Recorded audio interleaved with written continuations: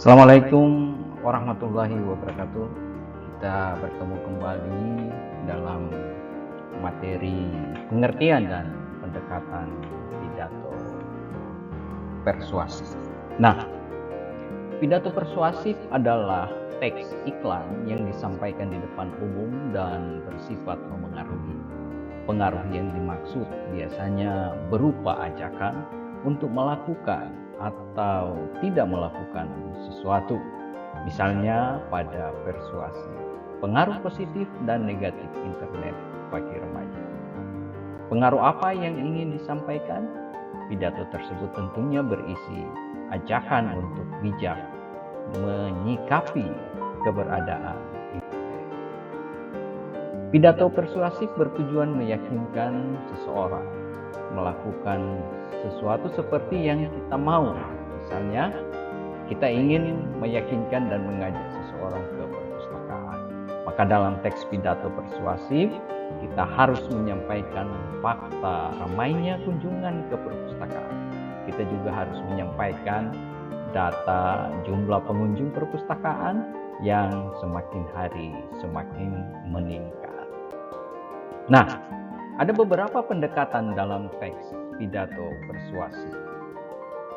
Yang pertama adalah pendekatan etika.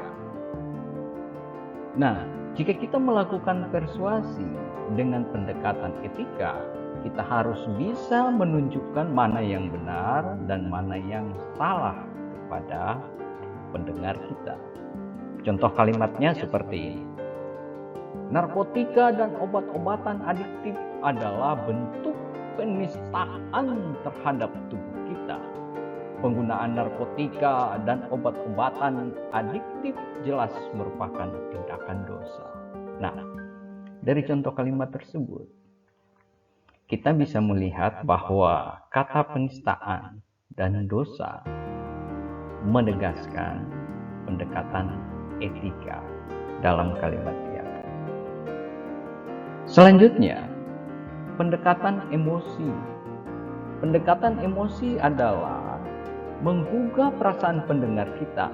Bagaimana caranya kita membangun argumen yang memengaruhi perasaan pendengar sehingga mau mengikuti ajakan atau bujukan kita. Mari kita lihat pada contoh kalimat berikut ini. Penggunaan narkotika dan obat-obatan adiktif jelas membuktikan bahwa kita tidak menyayangi tubuh kita sendiri dan orang-orang yang menyayangi kita. Mari kita buktikan. Frase atau kelompok kata menyayangi tubuh kita dan frase menyayangi kita dalam kalimat di atas, inilah yang menegaskan pendekatan emosi dalam pidato persuasi. Nah, pendekatan selanjutnya dalam pidato persuasif adalah pendekatan logika. Pendekatan logika, kita harus bisa menunjukkan fakta-fakta dan data-data yang logis. Logis artinya masuk akal, yang bisa dinalar. Dinalar artinya bisa dijangkau oleh pendengar kita. Pendengar terbujuk dengan apa yang kita sampaikan karena merasa apa yang kita sampaikan logis dan benar, masuk akal dan bisa dijangkau. Contoh kalimat, kita harus menghindari penggunaan narkotika dan obat-obatan adiktif karena benda ini dapat menimbulkan ketergantungan pada sistem saraf serta merusaknya untuk jangka waktu yang panjang. Sekali lagi, kita mencobanya, efek ketergantungannya akan mulai tercipta dan perlahan tapi pasti organ-organ tubuh akan mengalami kerusakan. Nah, anak kalimat, benda ini dapat menimbulkan ketergantungan pada sistem saraf serta merusaknya untuk jangka waktu yang panjang. Anak kalimat tersebut menegaskan pendekatan logika dalam teks pidato persuasi. Teman-teman semua, sebelum kita akhiri, mari kita periksa contoh teks pidato persuasi. Judulnya Menjadi Generasi yang Produktif.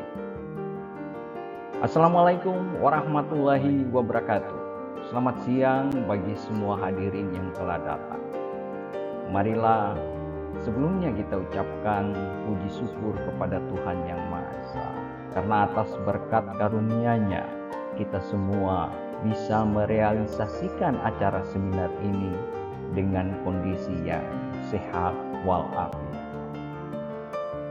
Yang terhormat jajaran petinggi perusahaan PT Tunas Bangsa Kreatif, yang terhormat peserta seminar pengembangan kreativitas dan mental Youngpreneur Nasional 2020, dan juga para panitia yang telah meluangkan semua pikiran dan tenaga demi kelancaran acara seminar ini. Sebelum kita berbicara lebih jauh, marilah kita menengok kembali di sekitar kita. Lihatlah bahwa banyak kisah inspiratif dari pengusaha sukses Indonesia dan dunia. Mereka meniti karir menjadi pengusaha mulai dari nol. Banyak kisah-kisah inspiratif yang mengajarkan kita bahwa usaha tak pernah mengkhianati hasil. Mayoritas pengusaha besar datang dari latar belakang ekonomi yang susah. Mereka tidak dibesarkan dengan bergelimang harta orang tua. Sejak kecil mereka telah ditempa oleh kesusahan hidup. Mereka biasa hidup dengan kondisi yang memprihatinkan, tapi tanpa putus asa mereka terus menjalani kehidupan, menumbuhkan kekuatan dalam diri mereka. Kita semua pasti sudah tahu kisah inspiratif dari Jack Ma, sang pendiri Alibaba. Jauh di negeri Cina sana, ada orang yang serba hidup kekurangan. Saat masih muda, ia adalah satu-satunya orang yang lamaran kerjanya ditolak salah satu perusahaan waralaba besar internasional. Tapi apakah ia lantas patah semangat? Tidak. Nyatanya, kini ia menjadi seorang pengusaha terkaya di China. Apakah Jack Ma berpendidikan tinggi? Apakah Jack Ma punya koneksi dengan orang-orang besar atau pejabat? Saat masa awal ia merintis usaha. Tidak. Ia tidak memiliki semua itu. Ia berangkat dari nol saat ia membangun gurita usahanya dengan tangan kosong. Modalnya hanyalah tekad dan kerja keras tanpa putus asa. Pendidikan yang tinggi tidak menjamin kesuksesan. Kita sekarang hidup di zaman di mana keterampilan dan juga motivasi dari dalam diri menjadi sumber dan modal utama untuk meraih kesuksesan. Lalu apa keterampilan yang harus dimiliki oleh seorang pengusaha? Wirausahawan yang sukses harus punya keterampilan untuk menciptakan peluang. Pengusaha harus bisa melihat kesempatan jadi peluang usaha dari lingkungan. Mayoritas pengusaha yang telah berhasil kemudian memperkerjakan orang-orang yang memiliki pendidikan tinggi. Mereka memperkerjakan kalangan profesional di perusahaannya. Mereka tidak bisa menggaji ratusan bahkan ribuan karyawannya. Dari sini, perekonomian suatu negara bisa disokong. Angka pengangguran berkurang. Pengusaha adalah mitra pemerintah untuk mencetak peluang. Jadi, kita yang masih muda intinya memiliki peluang yang terbuka sangat lebar untuk sukses. Jalannya adalah dengan menjadi seorang youngpreneur masih ada cukup banyak waktu untuk merealisasikan mimpi-mimpi kita. Masih ada begitu banyak tenaga, peluang, dan kesempatan kita membuka usaha. Apapun jenis usahanya, realisasikan sekarang mumpung kita masih muda. Bukalah pikiran kita, lihatlah setiap peluang dari lingkungan keseharian Anda. Jadikan itu sebagai usaha.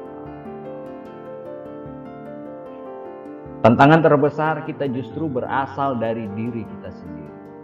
Lawanlah semua ketakutan yang muncul. Lawanlah pola pikir takut gagal yang ada di dalam hati. Jangan takut melangkah. Wujudkan ide-ide gila yang selama ini sudah ada dalam diri kita. Teman-teman dan Anda semua yang hadir di sini harus menjadi jiwa muda yang visioner, berani melangkah, dan memiliki pengaruh baik bagi bangsa. Saudara-saudara dan teman-teman sahabat semua yang hadir, sekian yang bisa saya sampaikan. Sebagai penutup, saya sampaikan sekali lagi, jangan pernah takut melangkah. Kegagalan merupakan hal biasa. Bangkit setelah pernah gagal adalah hal yang luar biasa. Sekian, terima kasih dan sukses selalu. Ya, kira-kira itulah contoh teks persuasif. Terima kasih. Sekian dari saya. Sampai jumpa pada pertemuan berikutnya. Assalamualaikum warahmatullahi wabarakatuh.